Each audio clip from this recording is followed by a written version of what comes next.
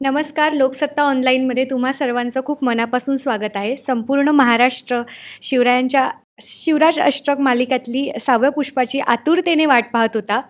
अखेर तो सिनेमा आमच्या भेटीला येतोय. दिग्पाल सर, मुळात या सिनेमाला एवढे मध्ये आम्हाला 2 वर्ष सुभेदारनंतर इतकी वाट का पाहायला लावलीत? एक म्हणजे सगळ्यात महत्त्वाचं की नाव जर आपण पाहिलं आहे चित्रपटाचं, रणपती शिवराय स्वारी आग्रा. आजपर्यंत आग्रा भेट हे प्रकरण आपल्याला खूप स्ट्रॅटेजी आणि अशा स्वरूपात बघायला मिळतं. खरं तर तसं राजकीय उलथापालथ त्या काळामध्ये खूप झाली, संपूर्ण भारतात म्हटलं तरी हरकत नाही. कारण औरंगजेब दख्खन जी गिळंकृत करायला पाहत होता, तर त्याच्यामध्ये अगदी कर्नाटकपासून ते राजस्थानपर्यंत सगळं ढवळलं गेलं राजकारण छत्रपतींच्या या भेटीने. तर याच्यामध्ये नेमकं काय काय घडलं, किती ज्याला आपण फोर्सेस म्हणतो, सत्ता, तर अशा अनेक सत्ता त्या राजकारणामध्ये इन्व्हॉल्ड होत्या. फक्त मराठा आणि मुघल असं दोनच सत्तांचं युद्ध तिथे दिसत नाही. तर अनेक सत्ता त्याच्यामध्ये सामील झाल्या होत्या. छत्रपती शिवाजी महाराज हे नायक म्हणून या सगळ्याच्या केंद्रस्थानी होते. आणि त्यामुळं मला कायम हा प्रश्न पडायचा की छत्रपतींसारखा इतका जाणता राजा, इतका कुशल सेनानी आणि इतका चांगला योद्धा की ज्याला शत्रूच्या सगळ्या हालचाली, मूव्ज ज्याला म्हणू आपण, तर त्या आधीच कळतात किंवा आधी तो त्याचा अंदाज लावू शकतो दूरदृष्टीने, असे योद्धे आपले छत्रपती इतक्या अडचणीच्या ठिकाणी आणि शत्रूच्या घरामध्ये का जातील, असा प्रश्न आम्हाला पडला होता. की मान्य आहे की स्वराज्यामध्ये नासधूस चालू आहे, मुघलांना तात्पुरतं गप्प बसवायचं म्हणून स्ट्रॅटेजी म्हणून कदाचित त्यांनी हे पाऊल उचललं असेल, पण तरी सुद्धा त्यांना हे कळत होतं की तिथे जीवाला जर धोका झाला तर संपूर्ण स्वराज्य धोक्यात येणार. मग त्यापेक्षा इथे लढणं कुठल्याही योद्ध्यांनी हे श्रेयस्कर मानलं असतं. पण तसं न करता छत्रपती तिकडे का गेले, याला काही ठोस उत्तर मिळत नव्हतं. ते नंतर नंतर आम्हाला सापडत गेलं कविराज भूषणाच्या छंदांमधनं. आणि मग नंतर सर जदुनाथ सरकार आणि इतिहासाचार्य वि का राजवाडे यांचे जे शोधप्रबंध आहेत, या सगळ्यातनं त्या उत्तराच्या जवळपास आम्ही जाऊ शकलो असं वाटतं. आणि मग ते खूप रंजक आणि थरारक असं वाटलं की त्यांचं जे कारण आहे की थेट जर दिल्लीपतीच्या तख्तालाच हात घालता आला तर असा विचार छत्रपतींनी केला असावा का, अशी एक थिअरी सर जदुनाथ सरकार यांनी मांडली आहे. तर किंवा इतिहासाचार्य वि का राजवाडे यांनी मांडली आहे. तर त्या थिअरी ती फार इंटरेस्टिंग थिअरी वाटली. आणि आजच्या काळाला रिलेव्हंट अशासाठी वाटली की आजच्या तरुणांसमोर जी आव्हानं आहेत, आज काय थेट कुठला औरंगजेब समोर बसलेला नाही, पण प्रत्येक म्हणजे तुमच्या माझ्या इथे बसल्या प्रत्येकाच्या समोर त्यांचा एक औरंगजेब आहे, त्यांच्या समस्या आहेत. त्याला तोंड देण्यासाठी, म्हणजे जसं विवेकानंदांची एक गोष्ट सांगितली होती की त्यांच्या मागं एका तीर्थक्षेत्र खूप माकडं लागली, ते पळत सुटले घाबरून. आणि एक संन्यासी तिथे बसला होता की यार तू पळू नको, त्यांच्याकडे तोंड कडून उभा राहा. तसे विवेकानंद उभं राहिल्यानंतर ती माकडं पळून गेली. तर हे छत्रपती म्हणजे आपल्या आयुष्यातले ते संन्यासी आहेत की जे आपल्याला शिकवतात की संकटाला घाबरून पळायचं नाहीये, तोंड द्यायचंय, मग ते संकट घाबरतं आपलं. हे कुठेतरी मला त्या कविराज भूषणाच्या छंदामध्ये सापडलं. आणि मग ते मांडण्यासाठी म्हणून रिसर्च, कारण प्रस्थापित थिअरी जी आहे त्या थिअरीला कुठेतरी थोडासा एक वेगळी वाट देणारी ही थिअरी आहे, व त्यामुळे ती अशीच मांडून चालणार नाही. त्याकरता खूप जास्त प्रमाणात रिसर्च पाहिजे होता आणि तो रिसर्च करण्यासाठी म्हणून आम्ही तितका वेळ घेतला. अजून एक महत्त्वाची गोष्ट म्हणजेच छत्रपती शिवाजी महाराजांची भूमिका. तर अभिजित सरांची निवड कधी झाली आणि अभिजित सरच हा रोल उत्तम प्रकारे साकारू शकतात, हे तुमच्या मनात कधी आलं? मी अनेक मुलाखतींमध्ये सांगितलं की संपूर्ण हे जे कुटुंब आहे शिवराज अष्टकाचं, ते सगळे मिळून या पद्धतीचे सगळे निर्णय घेतात. कारण हे काही कुठलं आता आमच्यासाठी प्रोफेशनल व्हेंचर नाही राहिलेलं. हे एक मिशन आहे या संपूर्ण टीमसाठी, शिवराज अष्टक म्हणून 6व्या चित्रपटावर आपण उभे आहोत. 2च चित्रपटांमध्ये या कार्याची संपूर्ती होणार आहे.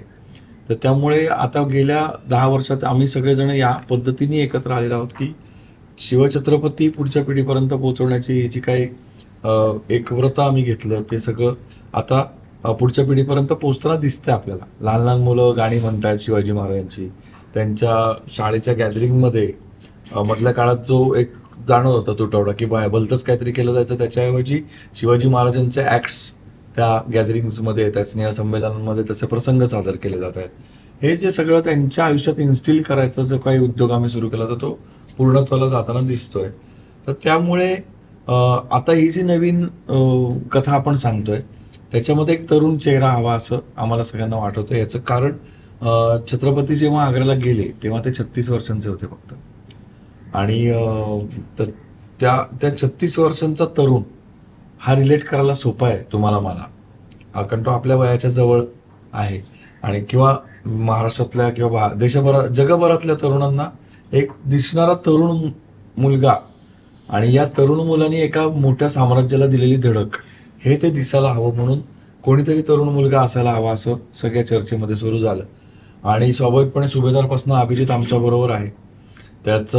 त्याच्या अभिनयाचा वकूब, त्याची मेहनत करायची तयारी, डेडिकेशन आणि झोकून देणं त्या कामामध्ये, हे सगळं आम्ही खूप जवळून पाहत होतो सुभेदारपासून. त्यांनी सुभेदार केला आमच्याबरोबर, मुक्ताई केला, अभंग तुकाराम केला. काम छोटं असो किंवा मोठं असो, तो त्या भूमिकेला महत्त्व देऊन प्रचंड प्रमाणात मेहनत घेतोय आम्ही पाहिलं होतं. त्यामुळे आम्ही मग थोडं, आता AIचा काळ आहे, मग AIच्या तंत्रज्ञानाने त्याचा चेहरा बसतोय का त्या सगळ्याला, म्हणजे नुसतंच तो लाडका आहे ग्रुपमध्ये मग आपण त्याला छत्रपतींची एवढी मोठी भूमिका देऊया असं नाही केलं. AIच्या माध्यमातून त्याचा चेहरा त्याच्यात वाटतोय का असं बघितलं पहिल्यांदा. मग सुरिंदरजी जे आहेत त्यांच्याबरोबर लुक टेस्ट झाला, समीर सरांची झाली, इनफॅक्ट 2-3 वेळा वेगवेगळ्या पद्धतीने झाली. पण अभिजितचं करत असताना जवळजवळ 7 ते 8 वेळा वेगवेगळ्या लुक टेस्ट झाल्या, जवळजवळ 10 म्हणायला पण हरकत नाही. आधी आमच्याकडे अवेलेबल साहित्य, मग प्रत्यक्ष सुरिंदरजींकडे जाऊन त्यांच्याकडे अवेलेबल असलेल्या दाढ्या मिशा, त्याच्यानंतर त्यांनी त्याच्या चेहऱ्याच्या मापाने बनवलेल्या दाढ्या मिशा, मग फायनल टचअप, असं करून 10 लुक टेस्ट करून आम्ही या लुकपर्यंत, आपण जो लुक पाहिला असेल तर त्या लुकपर्यंत पोहोचलो.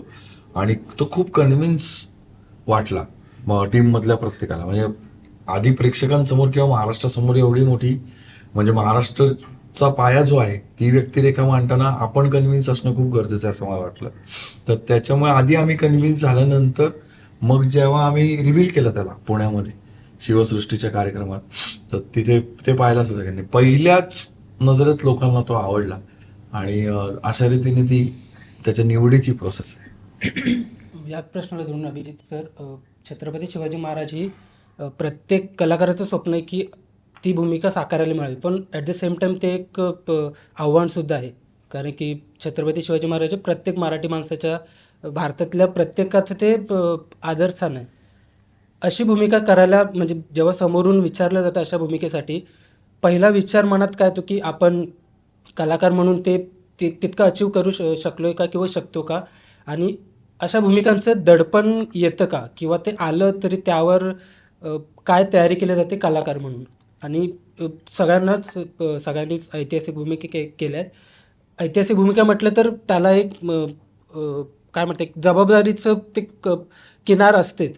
तर अशा भूमिका करताना प्रत्येकाला दडपण येतंच का, किंवा आलं तर त्यावर कलाकार म्हणून कोण कसं मात करतं, पहिले तुम्ही ना आणि सगळ्यांकडून ऐकायला आवडेल.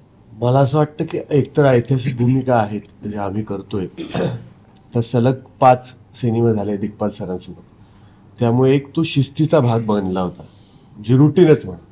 सेटवरचं वातावरण हे खूप अनसेड शिस्त असते सेटवर, तर त्यामुळे ती यूज टू झालं होतं त्या शिस्तीला, आणि त्यामुळे ती ऑप्सुकच बॉडीमध्ये आली होती ती शिस्त, ते सगळं आचरण म्हणा. त्यामुळे त्याचं दडपण येत नाही ऐतिहासिक भूमिकेचं. पण हे मात्र खरं आहे की छत्रपती शिवाजी महाराज साकारायचे तर त्याचं दडपण आहे, ती जबाबदारी आहे, आणि त्याचं भान सुद्धा आहे, जाणीव आहे. आणि मला असं वाटतं खूप मोठी जबाबदारी आहे की प्रेक्षकांना ते कुठल्या पद्धतीने अपील होईल, त्यांच्या मनातले छत्रपती शिवाजी महाराज आपण त्यांना पडद्यावर दाखवायचे आहेत. आणि हे सगळं करताना संपूर्ण टीम, संपूर्ण कुटुंब आमचं माझ्यासोबत होतं. दिग्पाल सर असतील, आमचे गुरुजी प्राध्यापक शामराव जोशी सर असतील, आणि संपूर्ण आमचे सहकलाकार, म्हणजे अजय सर बारीक बारीक गोष्टी सांगायच्या, मृणालताई सांगायच्या, सीन्स आम्ही एकत्र करतो. तर त्यामुळे ह्या सगळ्यांनी एकत्रित मला पडद्यावर साकारण्यासाठी खूप मदत केली. पण मला असं वाटतं की हे सगळं ऑनस्क्रीन करताना ज्या जबाबदारी आहे त्याच्यासाठी, ऑफस्क्रीन मला असं वाटतं मी कुठेतरी एकटा आहे, कारण ही जबाबदारी आता आयुष्याच्या शेवटच्या श्वासापर्यंत पाळायची आहे. तर अशा वेळेला मला एक चंद्रकांत मांढरेंचं एक वाक्य आठवतं. ते म्हणाले होते की ज्या दिवशी कापडं घातली महाराजांची त्या दिवसापासून त्या कापडाला बट्टा लागणार नाही, असं कुठलंही कार्य माझ्या हातून घडणार नाही. आणि मला सुद्धा तेच वाटतं की शेवटच्या श्वासापर्यंत त्या कापडाला बट्टा लागणार नाही असं कुठलंही कार्य घडणार नाही. ह्याची जबाबदारी आणि ह्याची जाणीव नेहमी असेल. त्यामुळे ती जबाबदारी आहे आणि ते खूप भाग्य मी समजतो की छत्रपती शिवाजी महाराज साकारायला करायला मिळतात आणि ती छत्रपती शिवाजी महाराजांची इच्छा असं मानतो. आणि मी केवळ निमित्त मात्र आहे. हे सगळं जे काही कार्य आहे ते त्यांचं कार्य आहे, ते आपण पार पाडतोय. आणि दिग्पाल सरांनी शिवराज अष्टकाच्या माध्यमातून छत्रपती शिवाजी महाराजांचे विचार पुढच्या पिढीपर्यंत पोहोचवण्याचं खूप मोठं कार्य जे हाती घेतलंय त्यात माझा काहीसा खारीचा वाटा असं मी नेहमीच म्हणतो. आणि कारण आपसुकच ह्या सगळ्या प्रोसेसमध्ये म्हणजे सुभेदारपासून मी या पूर्ण कुटुंबासोबत आहे. तर अभिनय आणि एखादा प्रोजेक्ट करणं हे वेगळं झालं, पण माणूस म्हणून पण खूप ग्रो व्हायला होतंय, खूप प्रगल्भ व्हायला होतंय असं मला नेहमीच वाटतं. कारण सेटवरचं जे वातावरण आहे आणि त्यातून शिकायला जे मिळतं आणि छत्रपती शिवाजी महाराज जे आपल्याला माहिती होते, म्हणजे ह्या सिनेमापर्यंत मला सुद्धा आग्र्याहून सुटकाच माहिती होतं. मला सुद्धा तो जो प्रसंग घडलेला आहे आग्र्याच्या दरबारामधला तो दिवाणी आममध्ये घडला असंच माहिती होतं. पण ह्या सिनेमाच्या माध्यमातून तो अजून पूर्णपणे उलगडता आला आणि खरं त्यातून सत्य काय आहे आणि वेगळ्या पद्धतीने वेगळ्या थेअरीने तो माझ्यापर्यंत पोहोचला. त्यामुळे आपसुकच छत्रपती शिवाजी महाराज अजून समजून घ्यायला उत्सुकता वाढली आणि ते जाणून घ्यायची उत्सुकता वाढली. त्यामुळे अजून वाचन वाढतंय आणि मला असं वाटतं ही खूप माझ्यासाठी सुद्धा खूप आनंदाची आणि छान चांगली गोष्ट आहे की छत्रपती शिवाजी महाराज अजून मी समजून घेतोय. सगळ्यांना आवडेल म्हणायला की तुम्ही 6 पुष्प आतापर्यंत करत आलात. प्रत्येक वेळेस तीच म्हणजे तेच दडपण होतं का, तेच आव्हान होतं का कलाकार म्हणून ती भूमिका करता? नाही, आता 6व्या चित्रपटाला मला वैयक्तिक वाटतं की हा माझ्यासाठी अभिमानाचा क्षण. पहिल्या चित्रपटापासून मी आणि समीर सगळ्या चित्रपटांचे भाग, पण माझ्यासाठी मला अभिमान वाटतो कारण की पहिला चित्रपट झाला तेव्हा ऍक्च्युअली दुसरा होईल का नाही इतकी परिस्थिती असताना. कारण तेव्हाचं कसं होतं, अत्यंत प्रामाणिकपणे सांगायचं तर काहीतरी नवीन करू पाहणाऱ्याच्यावरती थोडंसं एक प्रश्नचिन्ह उभं राहतं की हे करतायत मुलं काहीतरी, पण काय असं एक होऊ शकतं, जे फर्जनच्या बाबतीत झालं. पण फर्जनच्या यशानंतर लोकांना कळलं की ही team they mean business. Okay, म्हणजे त्यांना उगाच टाइमपास म्हणून सिनेमा नाही काढायचा, त्यांचं एक उद्दिष्ट आहे, त्यांचा एक मुद्दा आहे, काहीतरी तो मांडायचा आहे. पहिल्या चित्रपटानंतर जेव्हा दुसरा आला चित्रपट तेव्हा ते अत्यंत ठोसपणे लोकांच्या समोर आलं की हा यांना काहीतरी म्हणायचं, हे जे काय म्हणतायत की आज चित्रपट करू. त्यामुळे मला आता 6व्याला जास्त ती भावना जास्त आहे, कारण की हा मोठा प्रवास आहे. 2017-18 पासून चालू झालेला प्रवास हा मोठा प्रवास आहे, 2026 पर्यंत येतो आणि अजून 2 चित्रपट व्हायचे. तर मला असं वाटतं तुझा प्रश्न जो आहे ना तो पहिल्या चित्रपटाच्याच वेळेस ते घेतलंय 8 चित्रपटांचं दडपण असं मला वाटतं. कारण मोत्याजी मामा रेवळेकर असतील वर्धन मधले, नाहीतर बाजीप्रभू असतील किंवा तानाजीराव मालुसरे असतील, दडपण हे घेतलं. हे रोल्सच असे नाहीये. हे दडपण नाही घेतलं तर नाही होत. दडपण घ्यायलाच पाहिजे. कसं नाही आहेत दडपण, इतक्या लिजरली करायचे हे रोलच नाही. कारण एक तर आपण या लोकांना बघितलेलं नाही, म्हणून आपण करू तो बेंचमार्क असतो आणि मग तो चांगलाच करावा ना, असं माझा थॉट प्रोसेस काय. नाही ते मोत्याजी मामा रेवळेकर असले तरी की असे एक कोणीतरी असणार ना की जे सिनियर असतील, जे काहीतरी सांगतील, जे काहीतरी एक दिशा देतील. ऑफकोर्स राजांच्याच बरोबर त्यांच्याच हुकुमाप्रमाणे वागणार आहे, त्यांचंच काम पुढे नेणार आहे. पण एक कोणीतरी आपल्या घरात सुद्धा आजी आजोबा टाईप्स असतात ना लोक, जे आपण ऐकतो त्यांचं. सो मला असं म्हणायचं की ते पात्र काय किंवा आता 6व्या चित्रपटापर्यंत येईस्तवर जे काही जी कुठली पात्र आहेत ना, मला वाटतं छोट्यातल्या छोट्या मावळ्याची भूमिका सुद्धा करणार. कारण की तो या चित्रपटाच्या एकूण जर तू ग्राफ बघितलास तर तो स्वातंत्र्यासाठी लढणारा सैनिकच आहे ना. त्यामुळे त्याची सुद्धा तेवढीच जबाबदारी आहे जेवढी आता अभिजितने सांगितली की ती पाळावी लागते. आणि म्हणून मी म्हटलं की हा चित्रपट होणं हा माझ्यासाठी अभिमानाचा क्षण आहे की चला 6 चित्रपट झाले आणि निम्म्याच्याही पुढे येऊन आपण पोचलो. आता पुढचा प्रवास हा सोपं होईल. आणि दुसरी गोष्ट त्यातली की ही जबाबदारी प्रत्येकाने टीम मधल्या सांभाळल्यामुळे आज आता दिग्पाल म्हणाला तसं तुला समाजामध्ये घडलेले बदल दिसतात. म्हणजे काल कोणीतरी मला प्रीमियर नंतर सांगत होतं की आमच्याकडे तो एक समोर छोटा मुलगा राहतो घरात, त्यांच्याकडे टेलिव्हिजन नाहीये, तर तो किंवा त्याला परवानगी नाही असं काहीतरी, आणि तो आमच्याकडे येतो आणि याचीच मुलगी सांगत होती अजितची की तो आमच्याकडे येतो आणि तो ओळीनी फर्जलपासून सगळे सिनेमे आमच्या त्या स्मार्ट टीव्हीवरती तो लावतो. हा फरक आहे ना. म्हणून मी काय म्हणतो की ह्याच्या आधी बघण्यासारखं काय होतं, ह्याच्या आधी आदर्श काय होता, मागच्या पिढ्यांमध्ये काहीतरी आदर्श फॉलो करायला होते, आता आदर्श कुठून आणणार. त्यामुळे हा सगळ्यात मोठा जो आदर्श आहे छत्रपती शिवाजी महाराजांचा तो पोचवायचा, आणि ते पोचवणं ही त्या मावळ्यापासून ते छत्रपती शिवाजी महाराजांची भूमिका करणाऱ्या नटापर्यंतची जबाबदारी. मग अशी तुम्ही एआयचा उल्लेख केलात की एआयचं म्हणजे वापर करून लुक टेस्ट वगैरे केली.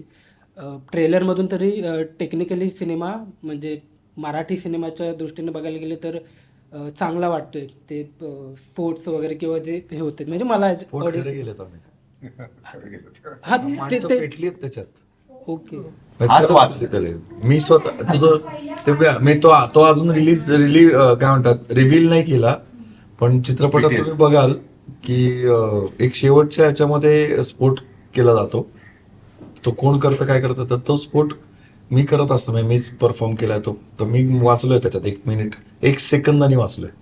इतका मोठा ब्लास्ट होता. त्यामुळे ते ट्रेलरमध्ये खरे पण जाणवते. हा, कारण खरंच केलेत ते. हा, म्हणजे animation. व्यवस्थित त्याच्या कायदेशीर परवानग्या घेऊन केल्या. पण त्याच्यामध्ये अर्थात आमचे फाईट मास्टर बब्बू खन्ना जे आहेत ते आणि त्यांची फायटर्सची टीम, तर त्यात म्हणजे व्यवस्थित सगळं प्रिकॉशन्स, सगळ्या सुरक्षिततेच्या सगळ्या सावधानगिरी सगळी घेऊन सुद्धा अर्थात त्या सगळ्यांनी सोल्युशन लावलेलं असतं अंगाला, कुठली इजा कोणालाच झाली नाही. पण ऍक्च्युली त्यांचे सगळे कपडे पेटलेत, पण ही गृहीत धरून त्यांची प्रिकॉशन घेतली होती. त्याला एक विशिष्ट प्रकारचं केमिकल लावलं जातं जेणेकरून बॉडी भाजणार नाही किंवा होरपळणार नाही, कारण कधी कधी वरनं दिसत नाही पण आतून होरपळते बॉडी. तर तेही होऊ नये म्हणून काही मेडिकल प्रिकॉशन घ्यायचे असतात, त्या सगळ्या घेऊन आम्ही ते केलं. त्याच्यामध्ये कारण आम्हाला माहिती होतं की तो इतका मोठा ब्लास्ट आहे की त्याच्यामध्ये बॉडीला हार्म होऊ शकतो, पण तो महाराजांच्या कृपेने नाही झाला. त्यामुळे ते तितकं ग्रँजर आणि हे यावेळी त्या पद्धतीने ठरवून, कारण आपण आता संपूर्तीकडे चाललोय, त्यामुळे एक स्टेप वरती जाणं आपल्याला गरजेचं आहे. तर त्या पद्धतीने आम्ही सगळे स्टंट्स पण कोरिओग्राफ. एआयचा प्रश्न होता ना त्याच्यामध्ये. त्याला वाटतं AI येते सेवा. ट्रेलर मधून ते म्हणजे खरं पण जाणवतं. काय म्हणतात तंत्रज्ञानाचा वापर केलाय नक्कीच, पण ते खूप ऍडव्हान्स जाणवतं सर मराठी सिनेमाच्या दृष्टीने. धन्यवाद. हा, तर आणि मी असं म्हणेन की चित्रपट जरूर बघा आपण, कारण चित्रपटात एवढे ग्रँजरस दृश्य आहेत सगळी ती या तिन्ही म्हणजे मोशन, ज्याला आपण मूवी म्हणतो, लाईव्ह ऍक्शन म्हणजे आम्ही सगळे ऍक्टिंग ज्याला करतो, लाईव्ह ऍक्शन, VFX आणि AI अशा तिन्हीच्या माध्यमातून खूप मोठी फिल्म तयार करायचा प्रयत्न केला. सर महाराजांच्या आग्र्याची स्वारी हा किस्सा म्हणजे चित्रपटातून थोड्या प्रमाणात किंवा मालिकेतून पाहिला आहे. तर मग यावेळी अभिजितला किंवा त्याच्याबरोबर जो बालकलाकार आहे त्याला तुम्ही स्पेशली अभिजितला काय एक वेगळा सल्ला दिलेला की ऑब्व्हियसली आता पण ते झाले, पण इथे मे बी मोठ्या प्रमाणात ते कव्हर करण्यात आलं असेल, तो पूर्ण सीन चित्रपटच त्यावर आहे, तर अभिजितला यासाठी काही विशिष्ट सल्ला दिला होता का की तुला यात असं काहीतरी वेगळं करायचं वगैरे? नाही, मी फक्त आम्ही जे ट्रेनिंग करतो किंवा रिहर्सल्स करतो त्याच्यामध्ये नाटकात ज्या पद्धतीने प्रोसेस केली जाते तशीच प्रोसेस होती. तर अभिजित आणि आयान म्हणजे ज्यांनी बालशंभूराजांची भूमिका केली ते यांची जी सेशन्स झाली त्याच्यामध्ये ते प्रेशर समजावून देण्यावर आमचा भर होता. मी किंवा आमचे गुरुजी जे आहेत शामराव जोशी, तर आमचा भर याच्यावर होता की ते प्रेशर समजून द्या. आपण सहजपणे आग्र्याची भेट म्हणतो, आग्र्याहून सुटका म्हणतो, आग्र्यावर स्वारी म्हणतो, इतकं सोपं नव्हतं ते. 3.5 महिने या अशा एका रूममध्ये ते बसून होते. म्हणजे ती काय सराई असेल 1 किंवा 2 किंवा 3 रूम जे काय असेल ते, आणि याच्या आजूबाजूला 2000 शिपायांचा पहारा होता. हे 2000 लोक एका औरंगजेबाच्या एका आज्ञेसरशी आत घुसून यांचे तुकडे करू शकले असते. आतमध्ये किती माणसं होती? 150.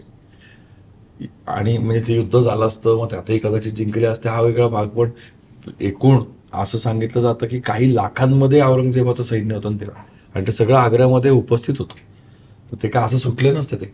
हे चमत्कारच आहे की ते आग्र्याहून सुटून दख्खनमध्ये पोहोचले एकाही माणसाचा बळी न देता. म्हणजे त्यात कुठल्याही माणसाचा बळी दिला गेला नाही, कोणीही बलिदान केलं नाही आग्र्यामध्ये.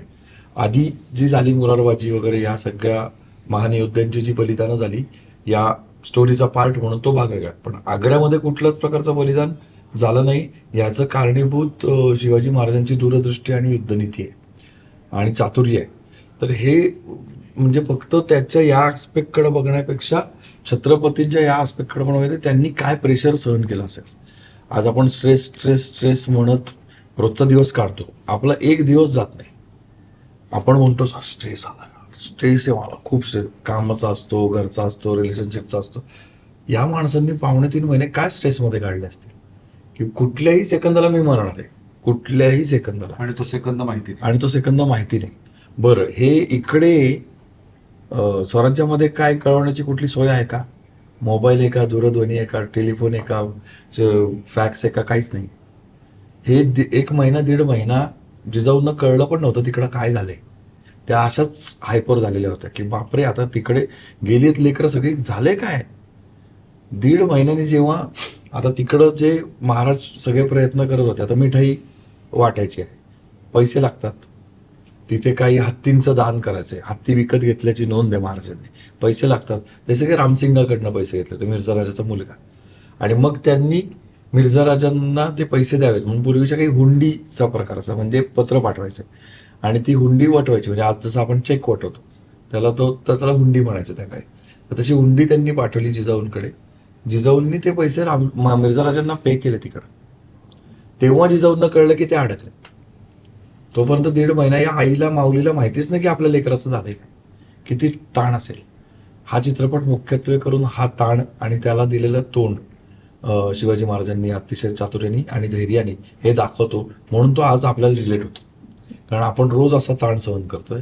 यावेळी प्रेरणा कोण देईल तर छत्रपती देतील. कारण त्यांच्या आता आपला स्ट्रेस जो आहे त्याच्यात आपण मरणार नाही होत, ते मरणार होते. त्यांच्या चातुर्याने त्यांनी इतिहास घडवला आणि ते मेले नाहीत कोणीच, हे दाखवायचा प्रयत्न आहे. समीर सर आणि स्मिता मॅम, तुम्ही चित्रपटाच्या दुसऱ्या बाजूला जसं की सर एका मुलाखतीत म्हणालेले की महाराज आगीसारखे आहेत आणि औरंगजेब पाण्यासारखे आहेत, तसंच पोस्टरवरूनही पाहायला मिळते आम्हाला. तर तुम्ही तुमच्या भूमिकांबद्दल काय सांगाल? वेशभूषा, भाषेचा लहेजा सगळंच वेगळं असणार आहे. यापूर्वी तू या बाजूला होतीस किंवा पॉझिटिव्हमध्ये होतीस, आता थोडं नेगेटिव्हच म्हणावं लागेल किंवा त्या बाजूला आहेस. तर हा थोडं अनुभव काय कसा निगेटिव्ह होता? थोडं नाही, पूर्ण negative. त्याचं कारणही सांगतो. ती मागे लागली होती मारा मोडून शिवाजी महाराजांना. हो. जहारा महाराजांनी सुरत लुटली होती. ती बेगम म्हणजे तिला तो राग तिच्या मनामध्ये एवढा आहे आणि तिला आग्र्यात जाऊन राहावं लागतंय कारण तिच्याकडे आता काही सत्ता नाही आणि काही नाही. आणि तिथे तिला जेव्हा कळतं की महाराज खुद्द येणार आहेत आता इथे, तर हीच ती संधी आहे की आता मारा, सोडू नका. कारण तिला असं वाटतं की मी जो त्रास सहन केलेला आहे तो त्याचा बदला घेतलाच गेला पाहिजे. आणि म्हणून in and out of course Mughal गटात आहे त्यामुळे हे सुरत negative शहर च जे आहे. आहे ते जहाराच्या उत्पन्नासाठीचं साधन म्हणून औरंगजेबाने दिलं होतं की जहाराला त्यातनं तिचा रोजचा खर्च मेकअपचा काढता यायचा. त्यामुळे मुलाची काय प्रतिक्रिया होती? कारण आतापर्यंतच्या वेगळ्या भूमिका, आत्ताची ही वेगळी भूमिका. अजून त्यांनी चित्रपट पाहिला नाहीये, पण जे आमचं वाचन होतं, अर्थात पहिला ड्राफ्ट जेव्हा आम्ही वाचला त्यावेळेला तो होता आमच्या बरोबर. आणि जहारा करते म्हटल्यानंतर त्याला असं झालेलं की पण ते उर्दू बोलायला लागणार, त्याचं काय करणार आहेस असं त्यांनी मला विचारलं होतं. कारण त्याच्यासाठी असं होतं की उर्दू तर तुला येतं का पण म्हणजे मुळात. आणि अर्थात मला उर्दूसाठी प्राध्यापक शामराव जोशी आणि दिग्पाल यांच्याकडे बराच काळ बसून ती रिहर्सल करावी लागली आणि ते शब्द समजून घ्यावे लागले, त्याचे अर्थ समजून घ्यावे लागले आणि त्याच्यावर खूप प्रॅक्टिस करावी लागली आणि मग ते जाऊन मी कुठेतरी ते साकारू शकले आहे. पण आता माहिती नाही, कबीर आता पुण्यामध्ये बघेल चित्रपट, त्यावेळेला त्याला आवडेल. तुमची काय प्रतिक्रिया होती जेव्हा हा रोल ऑफर केला तेव्हा? मी कायम म्हणते की शिवराज अष्टकामध्ये आपला काहीतरी कार्यभाग असावा. म्हणजे आता या वेळेला जर का काहीच नसतं तर मी म्हणाले असते की मला कॉस्ट्युम्स करायला दे किंवा मला काहीतरी दे या चित्रपटामध्ये. कारण मला असं वाटतं की हा जो अष्टक पूर्ण झाल्यानंतर हा जो संच असणार आहे ना, हा कित्येक पिढ्या पुढच्या बघणार आहेत आणि त्यामध्ये आपण कुठेतरी आहोत. जसं की भालजी पेंढारकरांच्या चित्रपटातल्या अजूनही आपण बघून भारावून जातो, तर अशी एखादी पिढी येईल कदाचित. मी आशावादी आहे खूप या बाबतीत, की त्यांना असं वाटेल की अरे अशा पद्धतीचे चित्रपट केले यार यांनी आणि 9 वर्षामध्ये 10 वर्षामध्ये हे चित्रपट त्यांनी पूर्ण केले. खरं सांगायला गेलं तर ही खूप मोठी गोष्ट आहे की 9 वर्षामध्ये आपण 9 पण नाही 8 वर्षामध्ये आपण 6 चित्रपट पूर्ण केले अष्टकातले. कोविड आला म्हणून खरं तर, नाहीतर आतापर्यंत आपलं अष्टक कम्प्लीट झालं असतं. तर हे सगळं नंतर बोललं जाईल आणि त्याचा आपण कुठेतरी भाग आहोत. म्हणून मला असं वाटतं, कलाकार म्हणून मला असं वाटतं की ही जी आर्काईव्ह व्हॅल्यू असणार आहे या प्रोजेक्टला, तर त्यामध्ये आपण कुठेतरी छोटासा पार्ट आहोत. हा फार महत्त्वाचा मुद्दा आहे माझ्यासाठी. आणि म्हणून मग मुघलगट असेल किंवा आणखीन काय, कलाकार म्हणून चॅलेंजेस असतात. छान वाटतं की वेगळ्याच पेहरावात असणार आहे मी, एक वेगळा लहेजा मला साकारायचा आहे आणि ते छान वाटतं. म्हणजे चॅलेंजिंग असतं ते कलाकाराला कधीही छान वाटत असतं. तर त्यामुळे मला छान वाटलं. आणि इथून पुढे पण मी म्हणते की जर मला काही रोल नसेल तर मला कुठेतरी बॅक कॅमेरा काहीही सांग मी करेन, पण मला अष्टकाचा भाग राहायचा आहे. सर, औरंगजेबाची भूमिका भारदस्त भूमिका आहे, महत्त्वाची भूमिका आहे. अगेन वेशभूषा आहे, भाषेचा लहेजा आणि त्यात तुम्ही आतापर्यंत खूप छान छान भूमिका साकारल्यात, बऱ्याचदा पॉझिटिव्हही आहे. त्यामुळे आता अशा भूमिकेतून बघणं आमच्यासाठी सुद्धा एक वेगळं असेल. तर तुम्ही काय सांगाल, या भूमिकेचा अनुभव कसा होता? औरंगजेब नामी काफी. तर प्रत्येक चित्रपटात दिग्पाल फार सुंदर माझ्या वाट्याला काही ना काही छान देत असतो. यावेळेस जरा जास्त मोठं होतं आणि दाढी खूप मोठी होती. 3-4 वेळा लावून बघितल्या वेगवेगळ्या दाढ्या. पण दाढी मागचा जो माणूस आहे तो खूप इंटरेस्टिंग आहे. कारण 2 मोठे पिलर्स एकमेकांसमोर आल्यानंतर काय घडू शकतं या चित्रपटात तुम्हाला बघायला मिळेलच. आणि मी ॲज अ नट, जसं मी म्हटलं की माझ्या पदरातच म्हणेन मी ते, की इतके वेगवेगळे रोल झाले की फर्जनमध्ये बेशक खान केला होता, नंतर सिद्धेश्वर केला, कान्होजी राजे केले, शेलार मामा केले, आणि आता औरंगजेब. तर मी लकी आहे एक कलाकार म्हणून. नशिबाने की मला प्रत्येक चित्रपटात वेगवेगळं काहीतरी साकारायला मिळतं. आणि मगाशी प्रश्न विचारला होता की दडपण.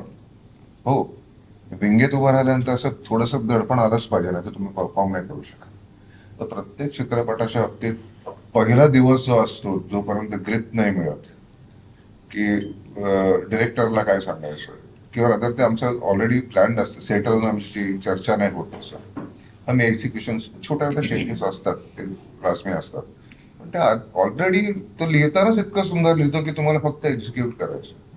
आणि तो कास्टिंग करताना पण असं करतो की तो माणूस ऍक्टर त्या मोडमध्ये बसतो, बरोबर फिट बसतो. काय एक वेगळी मजा येते. आणि म्हणतात ना की आउट ऑफ द बॉक्स करायला मिळतं खूप वेळ. जे रन आपलं रेग्युलर चालू असतं त्याच्या खूप वेगळ्या पद्धतीने करायला मिळतं. आणि मी आतापर्यंत ऐतिहासिक भूमिका खूप केल्या, म्हणजे खूप म्हणता येते, कारण राजा पण केला, छत्रपती कधी आयुष्यात करायला मिळालं नाही. पण त्या टीम मधला असणं, जसं मगाशी आम्ही जरा म्हणजे आमचं कुटुंब आहे, पण प्रत्येकाला एक जबाबदारी दिलेली असते. बरं, यावेळेस तू हे कर, बरं का, यावेळेस तू हे कर, यावेळेस तू हे कर. आणि ते ॲज अ टीम, एक कुटुंब म्हणून आम्ही जेव्हा करतो, त्यामुळे आम्हाला किती वेळ जातोय त्यामध्ये, आम्ही हरवतो त्यामध्ये, चांगल्या अर्थाने मस्त आम्ही हरवतो, रमतो त्यामध्ये असं म्हणतात. आणि नंतर मग ते चित्रपट बघताना मला स्वतःचा चित्रपट बघायला आवडत नाही, कारण दररोज काही नाही नवीन नवीन चुका दिसतात त्यामध्ये मला. मी माझे चित्रपट फार कमी बघतो, पण रिॲक्शन अंदाज डबिंग पुरतं बघतो मी. पण नंतर गेलं की मला जाऊ दे, मी आरो चहा पिऊन, मला नाही आवडत मी काम केलं, हे होतं, which is good at one time. आणि प्रेक्षकांसाठी चित्रपट स्वतःसाठी नाही आहे. तर तुम्ही बघता, एवढं प्रेम करता, ते बघून बरं वाटतं. अगदीच दिग्पाल सर, सध्या म्हणजे तुमचे चित्रपट तर आहेच आहे, पण सध्या मराठीत उत्तम अशा वेबसिरीजसुद्धा येत आहेत. तर तुम्हाला म्हणजे तुम्ही काही वेबसिरीजचं दिग्दर्शन किंवा निर्मिती करणार आहात का? किंवा तुमच्याकडून आम्हाला वेबसिरीजमध्ये OTTवर काही पाहायला मिळणार आहे? आता तरी असं ठरवलं की अष्टक पूर्ण करणं याच्यावर फोकस ठेवायचा. आणि कारण आपण खूप जवळ आहोत उद्दिष्टाच्या आणि ध्येयाच्या, त्यामुळे कुठलंही डायव्हर्जन न घेता पहिल्यांदा, कारण पुढचे दोन्ही चित्रपट फार अवघड असणार आहेत. म्हणजे तुम्हाला बघायला मिळेल या चित्रपटाच्या शेवटी पुढच्या चित्रपटाची अनाउन्समेंट नेहमी मी जशी करतो तशी. तर पुढचा चित्रपट आरमारावरती आहे आणि तो अत्यंत चॅलेंजिंग आहे. कथा वेगळी आहे त्याची, त्याचं एक्झिक्युशन टेक्निकली खूप वेगळं असणार आहे, त्यामुळे खूप कष्ट करावे लागणार आहेत. त्यामुळे पुढचे 2 वर्ष 3 वर्ष जे काही अष्टक पूर्ण करणे एवढं खरं तर महत्त्वाचा फोकस राहील. आणि त्यामुळे शक्यतो कुठलं डायव्हर्जन घ्यायचं नाही. हां, याच्यामध्ये मला जर मेगा सब्जेक्ट ज्याला म्हणतो मी काय, की असा कोणी जर करायला दिला, तर जसं पानिपत माझ्या मनात आहे, पानिपतवरती मेगा सिरीज व्हावी. कारण जे काही चित्रपट किंवा अटेम्प्ट झाले नाटकाचे वगैरे, नाटक सुंदर होतं, विश्वास पाटलांनी लिहिलेलं अप्रतिम नाटक होतं. पण पानिपतमध्ये जवळजवळ 3 वर्षाचं राजकारण आहे भारतात घडलेलं संपूर्ण. आणि आपण गेम ऑफ थ्रोन्स म्हणून सगळ्या जगाने ते सेलिब्रेट केलं. तर ऍक्च्युली 7 सत्तांचा संघर्ष आपल्याला पानिपतमध्ये बघायला मिळतो. म्हणजे कधी कधी असं वाटतं की वेस्टर्नर्स जे फिल्म मेकर आहेत ते सगळे आपल्याच इतिहासातनं काहीतरी प्रेरणा घेऊन तिथे काहीतरी फिक्शन करून बनवतात, ते आपण सेलिब्रेट करतो आणि आपण आपलाच इतिहास सेलिब्रेट नाही करत. जसं 300 थर्मोपायलीचं युद्ध हा मिथ आहे, एक तर ग्रीक पुराण कथा आहे, त्याला कुठलाही हे नाही, संदर्भ किंवा आधार नाही आहे ऐतिहासिक. परंतु आपल्याकडे बाजीप्रभूंची कथा आहे, तर ती सेम आहे. 300 लोकांनी 10,000 लोकांना अडवलं होतं पर्शियन, तिकडे 10 लाख लोकांना, आपल्या इथे 300 लोकांनी 10,000 लोकांना अडवलं होतं. तर हे असं जे आहे सगळं ते मांडण्यासाठी जर कोणी मला तशा प्रकारची कुठली ऑफर मला मिळाली किंवा कोणी तसं पुढे आलं आमच्या सपोर्टला की पानिपत मांड तू, किंवा अशा प्रकारचे जे मोठे सब्जेक्ट आहे, जसं समुद्रगुप्त श्रीहर्ष नावाचा एक खूप मोठा राजा येऊन गेला, ज्यांनी कुषाण आणि हुण ह्याच्या 2 जमाती आहेत ज्या जगभर तेव्हा आतंक माजवून होत्या. तर त्यांचा भारतावरचं आक्रमण रोखणारा तो चंद्रगुप्ताचा नातू समुद्रगुप्त श्रीहर्ष त्याचं नाव. तर त्याच्यावरती जर मला कोणी अशा प्रकारची ऑफर दिली की याच्यावर वेब सिरीज करूया, तर असं मेगा सब्जेक्ट करायला मला नक्की आवडतील आणि मला मराठीतच जास्त काम करायला नक्की आवडेल. शिवराज अष्टकाचा म्हणजे इतिहास तर आम्हाला समजला, पण आणखी एक मोठं यश म्हणजे गाणी. या सिनेमातली गाणी, जेव्हा मृणालताई इथे आलेल्या तेव्हा त्याही म्हणालेल्या की आता शिवजयंतीला सगळीकडे शिवराज अष्टकातली गाणी ऐकायला मिळतात. तर सर, त्याविषयी जाणून घ्यायला आवडेल की हा बदल आमच्यासारख्या तरुण पिढीपर्यंत पोहोचला आहे की आता आम्ही म्हणजे खूप ठिकाणी डीजेवरती गाणी नाही वाजत, पण आता युगत मांडली ही सगळी गाणी वाजतात. तर याविषयी तुमच्याकडून ऐकायला आवडेल. मुळामध्ये आपली संस्कृती फार संगीतप्रिय संस्कृती आहे. म्हणजे आपला प्रत्येक, तुम्ही बघाल की पुरातन काळापासून आपल्या प्रत्येक सणामध्ये म्युझिक आहे. म्हणजे तुम्ही साधं नागपंचमीचा सण घ्या, तुम्हा मुलींचाच सण, त्याच्यामध्ये गाणी म्हणतात, फेर धरतात, झोक्यावरची गाणी आहेत. त्याच्यानंतर भोंडला जर घेतला नवरात्रीचा तर त्याचे भोंडल्याची गाणी आहेत, मंगळागौरीचे खेळ आहेत. तर म्युझिक आहे प्रत्येक याच्यामध्ये. गणपतीच्या आरत्या आहेत. तर प्रत्येक सणामध्ये आपल्या रोजच्या जगण्यामध्ये म्युझिक आहे. हा, हळद सुभेदारमध्ये हळद केली होती, तर लग्नाच्या सगळ्या विधींची गाणी आहेत. तुम्हाला गंमत वाटेल की किती रुजलेलं आहे म्युझिक आपल्याकडे. की मराठवाड्याचा मुक्तीसंग्राम जेव्हा झाला तेव्हा तिथे वेदप्रकाश नावाच्या 18 वर्षांच्या एका आर्य समाजी मुलाची हत्या करण्यात आली. म्हणजे ते कदाचित आधुनिक काळातलं मॉब लिंचिंगचं पहिलं उदाहरण असेल. तर त्याची तुकडे करून अगदी त्याच्या घरात घुसून हत्या करण्यात आली. आज सुद्धा मराठवाड्याचा तो जो भाग आहे त्या भागामध्ये नागपंचमीला जेव्हा मुली फेर करतात तेव्हा बंधू वेदप्रकाश नावाची गाणी म्हणतात. इतकं ते म्युझिक रुजलेलं आहे. आणि हे मला असं वाटतं की त्यामुळे, आणि तरुणाई तर म्युझिकशी जोडलेली असते, त्यामुळे कुठलाही विषय त्यांच्यापर्यंत पोचवायचा असेल तर त्याला सगळ्यात सोपं आणि प्रभावी माध्यम आहे संगीत. आणि त्यामुळे गाणी आम्ही गाणं पाहिजेत. असं म्हणून केली आहेत का नाही केली, त्या कथेचा भाग म्हणून गाणी येतात, कथा पुढे नेण्यासाठी गाणी येतात. भर्जनपासनं रणपती शिवरायापर्यंत सगळे चित्रपटांमध्ये तुम्ही पाहिलं तर ती, किंवा अगदी मुक्ताई आणि अभंग तुकाराम सुद्धा, की त्याच्यामध्ये सुद्धा अभंग जे वापरले ते सिच्युएशनल अभंग होते. आणि सुदैवाने असे अभंग सुद्धा, म्हणजे जसं आपण शिवराज अष्टकाच्या प्रत्येक चित्रपटामध्ये जगद्गुरु तुकाराम महाराजांचा एक अभंग असला पाहिजे हा अट्टहास धरलेला आहे, तसं याच्यात पण आहे. खूप सुंदर प्रसंग आहे आत्ता याच्यामध्ये की आऊसाहेब इकडे वाट बघतायत आणि तिकडे महाराज सुटायचा प्रयत्न करतायत आणि व्याकुळ झालेत मायलेकरं, आणि त्यावेळी आम्हाला अभंग सापडला तुकाराम महाराजांचा भेटी लागे जीवा लागलीसे असं. आणि तो इतका सुंदर अजयदादांनी गायलाय तो, आणि तो फार जबरदस्त त्यांनी आणि वेगळ्याच अर्थतेने तो गायलाय आणि तो तसं आम्ही ठेवलाय. तर अशा पद्धतीने जे म्युझिक आहे ते फार समाजाला हेल्प करतं असं मला वाटतं. चांगली गाणी, आता दुर्दैवाने काय झालंय की आपल्याकडे सतत ढाकचिक डिचकची सवय झाली होती, जसं तू म्हणालीस तसं. पण चांगली अर्थपूर्ण गाणी ही तरुणाईला नाचवू शकतात, आणि ही परंपरेत आहेत. वारकरी नाचतात ना, ते कशावर नाचतात? भारुडावर नाचतात. मग आम्ही भारुड आणलं, युगत मांडलीसारखं. आता ह्याच्यात पण एक सुंदर भारुड्या शिवरायांचा गनिमी गावा. कोविडच्या काळामध्ये आमच्या टीमला सातत्याने फोन येत होते, पोलीस कर्मचाऱ्यांचे, सुरक्षा कर्मचाऱ्यांचे, मेडिकल कर्मचाऱ्यांचे, डॉक्टर्सचे, नर्सेसचे, की ह्याची इळदेवा नावाचा जो आपला अभंग आहे जगद्गुरूंचा, जो आपण फत्तशिकसमध्ये वापरला होता, त्याच्यामुळे 2-3 अधिकाऱ्यांनी तर ते म्हणजे ओळखीचे आहेत, मी नावं नाही सांगणार, अवधूत गांधीचे काही मित्र आहेत, 1-2 अधिकारी आहेत, ते सुसाईडपासून मागे आले त्या काळात. की त्यांनी ऐन क्षणाला, जो क्षण म्हणतो आपण की या क्षणाला जर कोणी परत फिरवलं तर माणूस सुसाईड नाही करत, अशा क्षणाला त्यांनी तो अभंग ऐकला आणि ते परत आले. असे अनुभव आहेत. तर ही जी गाणी आहेत शिवराज अष्टकातली, ही प्रेरणा देणारी असावीत आणि ती परंपरेला धरून असावीत. हा अट्टास धरला, हा त्याचा स्वरसाज जो आहे तो आधुनिक असला पाहिजे, म्हणजे मग तो तरुणाईला आवडेल.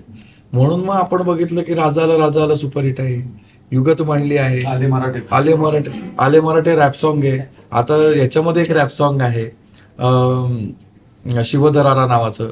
त्याच्यानंतर महारुद्र शिवराय आत्ता गाजलं, ते संपूर्णपणे एक जरा नवीन स्वरसाज. पण किंवा आत्ताचा भारुड जे गाजतंय शिवरायांचा गनिमी कावा, 2 छंद आहेत कविराज भूषणाचे. अशा अनेक, म्हणजे फत्तशिकस्तमध्ये तुम्ही धरलं तर त्याच्यामध्ये 2 ठुमरे आहेत. मग ठुमरी हा क्लासिकल प्रकार आहे उत्तर भारतातला. तर अशा प्रकारे सर्व प्रकारचं म्युझिक तुम्हाला शिवराज अष्टकामध्ये मिळतं.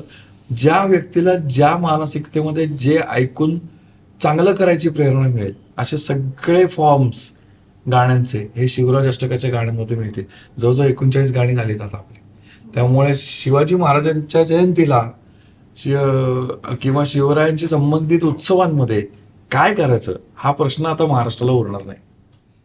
मग अशी AI आणि टेक्निकल VFX वगैरे आपण बोलत होतो. AIला घेऊन अलीकडे भीती निर्माण होते, म्हणजे आमच्या क्षेत्रातही ती आहे की AI आमचे जॉब खाईल.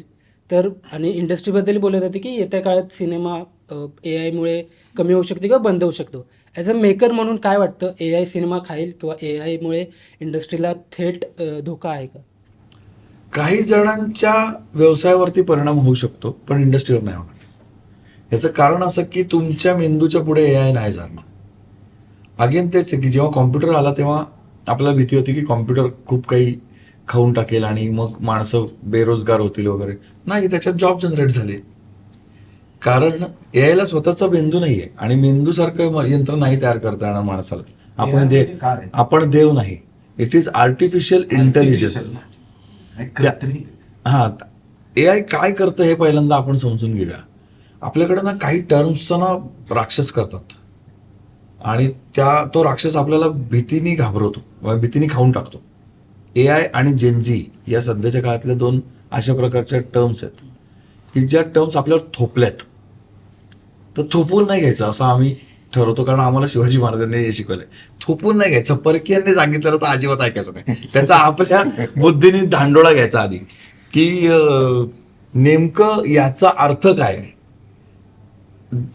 AI काय करतं, जगभरातल्या इंटरनेटवर असलेला डेटाबेस वापरून त्यातनं तुम्हाला एक आउटपुट देतं. मग ते चित्राचं असेल, लेखाचं असेल, संवादांचं असेल, काय वॉटेवर, पण ते त्याला माझ्या डोक्यातनं जे येते ते कळत नाही.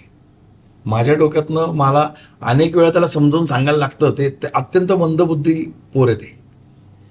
म्हणजे मी मंदबुद्धी म्हणतोय, हा उगाच त्याचा वेगळा शब्द वापरून आपल्या लेकरांना असं नाही म्हणायचं मला. त्या पोराला आपण 100 वेळा सांगायला लागतं तेव्हा ते बरं काहीतरी करतं. या स्टेजवर हे आहे, त्याला घाबरायची गरज नाही. जसं जेनजी करून आपल्याकडे एक बागुलबुवा उभा केला नाहीये, ती खूप तरुण मुलं आहेत आणि खूप आशादायक चित्र आहे. माझ्या आत्ता श्री शिवराज अष्टकाच्या रणपती शिवराय स्वारी आग्रा या चित्रपटाच्या डिरेक्शन टीममध्ये मी आणि उत्कर्ष जाधव हे आम्ही दोघं जण 40शीतली माणसं सोडलं तर जवळजवळ 9 जणांची टीम आहे जी फक्त 19 ते 25 मधली आहे. काल मी त्यांचं इंट्रोडक्शन प्रीमियरमध्ये करून दिलं आणि अक्षरशः 19 ते 25 या वयोगट आहे. कोणालाही धरण आणि त्याचं वय विचारा. आणि ह्यांनी सगळ्यांनी मिळून रिसर्च पासून सबटायटल पर्यंत काम केलं. त्यामुळे आपण जे म्हणतो जेनजी आणि मग ते असं करतील तर काही नाही. त्यांना खूप या विषयांची आस्था आहे. हे विषय जाणून घ्यायचे आहेत. या विषयाबद्दल प्रचंड प्रेम आहे आणि त्यामुळं ते तसं आहे. आणि AI पण असंच आहे. त्यामुळे मला असं वाटत नाही की AI कधी आपल्याला रिप्लेस करेल. आपण माणसं आहोत आणि आपण देवाची सगळ्यात लाडकी लेकरं आहोत आणि म्हणून आपल्याला एवढं सगळं दिलंय. हा आपण खूप नाठाळ झालोय आता, त्यामुळे देवाला आपण कदाचित आता नावडते झालो असू, पण मला असं वाटतं की त्यांनी जेवढं आपल्याला दिले बुद्धिमत्तेच्या स्वरूपात तर ते कधी AI रिप्लेसमेंट नाही होऊ शकत. कारण त्याला प्रत्येक स्टेपवर सांगावंच लागणार आहे. ॲडव्हान्स AI आलं म्हणजे काय, तुम्ही ॲडव्हान्स प्रॉम्प्टिंग शिकणार. याच्या पलीकडे काय होणार आहे, म्हणजे फक्त असं केलं की AI देतं बरं का, पण ते असं करावं लागतं ना. ते मेंदू सांगतो आपल्याला की ते असं करायचं आहे, बरोबर. त्याला प्रॉम्प्टच नाही दिला तर ते नाही होणार आहे. त्यामुळे AIला घाबरायचं. हां, ज्याला ही भीती वाटते त्याचा स्वतःवरनं विश्वास उडालेला आहे की माझ्याकडनं काही होत नाहीये, मग आता AI मला रिप्लेस करेल. कथाकथन कधी संपलं का, म्हणजे आज एवढे मोठमोठे सिनेमे आपण बनवतो, पण आम्ही जेव्हा आता अभ्यासासाठी कीर्तनांमध्ये जाऊन बसतो ती कथा तेवढीच गोड लागते. गावागावामध्ये जातो जेव्हा आपण, आणि आम्हाला आवडतं सगळ्यांनाच. त्यामुळे आळंदी तर म्हणजे अवधूत गांधी असल्यामुळे आळंदी तर माहेरघर आहे आमचं सगळ्यांचं. तर तिथे होणारे कीर्तनांचे कार्यक्रम, उत्सव याला आम्ही सगळेजण जात असतो. कधी कधी तर ते सिनेमापेक्षा थरारक वाटतं. कीर्तन जे चालू असतं ते, त्यातला तो जो टाळ मृदुंगाचा गजर होतो तो अंगावर जो काटा उभा करतो ना, तो तुमचा हजारो लाखो वॅटचा आवाज नाही करू शकत. ते हे जे आहे ते कधीच जे मूळ आहे ते कधीच नष्ट नाही होणार. त्यामुळे AIला घाबरायची गरज नाही असं मला वाटतं. याचं उत्तम उदाहरण मी आता देतो. हॉटस्टारवरती ना महाभारत आलं, पूर्ण AI जनरेटेड. बघितलं, डोळे किती निर्जीव आहेत बघितलं प्रत्येक पात्राचे. बाकी सगळं गळ्यातलं ते बघून त्यांचे त्या जे शरीर स्टेन मसल बिसल लावलं छान, ते खोटं वाटतं. म्हणून मी काय म्हणतो की डोळे भरलेले असतात आणि डोळे भरून येणं स्क्रीनवरती, हा फरक आहे का नाही? तो AI कुठे कळतो? समोरचा काहीतरी बोलतोय आणि त्याच्यावरती रिॲक्शन म्हणून जर माझे डोळे भरून आले, हे AI आयुष्यात नाही रिप्लेस करू शकत. आयुष्यात याला तुम्हाला जिवंत माणूसच पाहिजे, नटच पाहिजे. त्यामुळे दिग्पाल म्हणला बँगॉन की मी पूर्णपणे सांगत की उगा आपण बापरे आपणच अरे बापरे केलं तर मग AI डोईजण होणार. ते वापरू शकतो आपण चांगलं. हा, त्याचा वापर करून घ्या. तंत्रज्ञान आहे. आपण मुळात हे लक्षात दिलं, ते तंत्रज्ञान आहे, ते जादू नाही आहे. त्यामुळे ते वापरू शकतो. आम्ही खूप चांगला वापर करायचा प्रयत्न केला आहे. असं काल ज्या तज्ज्ञांनी आत्ता चित्रपट पाहिला या क्षेत्रातले, ते खूप सुंदर वापर केला आहे तुम्ही या तंत्रज्ञानाचा. जसं VFX आलं फिल्म मेकिंगमध्ये आपल्या. आधी सुरुवातीला असं होतं की VFX नव्हतंच आपल्याकडे, त्याला पूर्वी स्पेशल इफेक्ट्स म्हणायचे, क्रोमा वापरून किंवा असं वापरून. रामानंद सागर यांच्यापासून ते आपल्याकडे भारतीय चित्रपटसृष्टीमध्ये केलं जातं. तर ते जे तंत्रज्ञान आहे ते VFX म्हणून पुढे आलं, ते आपण स्वीकारलं. आता AI स्वीकारू आणि पुढे जाऊ. कथाकथन याला रिप्लेसमेंट नाही. त्यामुळे ऍक्च्युली खरं हेच उदाहरण देणार. हा, कथाकथन म्हणजे महाभारत AI आलंय हॉटस्टारवर, पण अजूनही पोलीस सर आपल्याला दुर्योधन म्हणून आठवत. ही ताकद आहे. किंवा ते भीम, प्रवीण कुमार, हे सगळे आपल्याला अशी डोळ्यासमोर अजूनही आहेत लोक. तुम्ही सुद्धा बघितलं ना, तुमच्या डोक्यावरती तेच छापलं जाणार. की हे आमच्यासाठी तेच माझ्यासाठी नितेश भारद्वाजांना रिप्लेसच नाही करू नितेश शकत भारद्वाजांना नाही ना. श्रीकृष्ण किंवा मृणालताईंना कोणी रिप्लेसच नाही करू शकत आता. गेल्या काही दिवसात मराठी सिनेमाच्या क्लॅशेसचं म्हणजे चर्चा सुरू आहे. गेल्या 5-6 महिन्यापासून ते सुरूच आहे की एका दिवशी 3-3, 4-4 सिनेमे रिलीज होतातच आहेत. दिग्दर्शक म्हणून किंवा निर्माते म्हणून किंवा डिस्ट्रीब्युटर सगळ्यांनी म्हणून काहीतरी एक यावर निर्णय घ्यावा किंवा काहीतरी एक मार्ग काढावा प्रेक्षकांसाठी म्हणून असं वाटतंय आता का? रिसेंट जो मला अनुभव आला त्याच्यावरनं मला असं वाटतं की निर्मात्यांनी एकत्र बसणं खूप गरजेचं आहे. कारण मी पण आम्ही सगळेच जण याच मताचे आहोत की मराठी सिनेमा ही सगळी मिळून एक इंडस्ट्री आहे. मी किंवा अजून कोणी अशी ती इंडस्ट्री नाही आहे विभागलेली. त्यामुळे सगळ्यांनी एकत्र येऊन एकत्र बसून आणि विशेषतः निर्मात्यांच्या हातामध्ये हे सगळे निर्णय असल्यामुळं निर्मात्यांच्या अशा सातत्याने बैठका व्हायला पाहिजेत. एक जर ते शक्य नसेल कार्यबाहुल्यामुळे तर एक असं पोर्टल असायला हवं असं मी खूप विचार केला त्या सगळ्या, कारण मीच त्या सगळ्यातनं गेल्यामुळे. मी अर्थात निर्माता नाही आहे या चित्रपटाचा, पण मी खूप विचारलं की एक असं पोर्टलचं समजा निर्माण केलं की बाबा मला डोक्यात ही तारीख आल्यानंतर मी ती टाकून ठेवली त्याच्यावर की माझ्या मनात ही तारीख आहे, याच्यावर जरा चर्चा व्हायला पाहिजे. कारण काय होतंय की 125 ते 150 सिनेमे आता निर्मिती केली जाते त्याची. आणि का नाही व्हावी, चांगली गोष्ट आहे की एवढी मोठी इंडस्ट्री विस्तारते आहे. पण याचा दुसरा भाग असा आहे की दुसरी बाजू अशी आहे की 52च शुक्रवार मिळणार आहेत ना तुम्हाला. त्यामुळे आता जेवढे सिनेमांची निर्मिती वाढेल तेवढं स्वाभाविकपणे या प्रत्येक दिवसावरती लोड वाढणार. तर तो जो लोड आहे तो मॅनेज करण्यासाठी म्हणजे काही मोठ्या स्केलचे सिनेमे आहेत, काही मध्यम स्केलचे सिनेमे आहेत, काही छोट्या स्केलचे सिनेमे आहेत, काही पॉकेट सिनेमा म्हणतो तसे सिनेमे आहेत, तर काही इंडी सिनेमे आहेत. इंडिव्हिज्युअल एखादा माणूस धडपड करून, जसं तो आमचा पुण्याचा श्रीकांत आहे ज्याने भेरा नावाची फिल्म केली. तर या सगळ्या फिल्म्सच्या सपोर्टमध्ये आपण सगळेच जण उभे राहायला पाहिजे, म्हणजे भेरापासून ते रणपती शिवरायपर्यंत. तर कारण मराठी इंडस्ट्री एक आहे, तर त्याच्याकरता असं काही पोर्टल निर्माण करता आलं की सगळ्यांची एका पॉईंटला, जसं आपण एक व्हॉट्सअपचा ग्रुप करतो आणि त्याच्यावरती एकवाक्यता राहावी म्हणून आपण पुटअप करत राहतो, त्याच्यात काही निर्णय नाही होत. म्हणजे जे लोक असे समोर, कारण सगळे मोठे लोक आहेत, ते जर समोरासमोर येऊन बसले आणि त्यांनी असं ठरवलं या पोर्टलच्या माध्यमातून साथ देऊ शकतो, तर असं काही करता येऊ शकतं का? असं काही ज्या बॉडीज आहेत महामंडळासारख्या त्यांच्या काही अधिकाऱ्यांशी बोलणं करावं असं माझ्या मनात आहे. आमची टीम एकदा त्यांच्यासमोर ते पुटअप करेल आणि मला असं वाटतं की यातनं कदाचित तो सुवर्णमध्ये साधता येईल. खूप छान आहे सर ही संकल्पना. आपल्या गप्पा अशाच सुरू राहतील, पण चित्रपट 6 तारखेला प्रदर्शित होतोय. तुम्ही प्रेक्षकांना काय आवाहन कराल? रणपती शिवराय स्वारी आग्रा येत्या 6 फेब्रुवारीला 6वं पुष्प येतंय. चित्रपटगृहामध्ये जाऊन आवर्जून बघा. धन्यवाद. तुम्ही सगळे वेळात वेळ काढून आमच्याकडे आलात. लोकसत्ता टीमकडून रणपती शिवरायसाठी खूप साऱ्या शुभेच्छा. जय जय जय श्री शिवराय.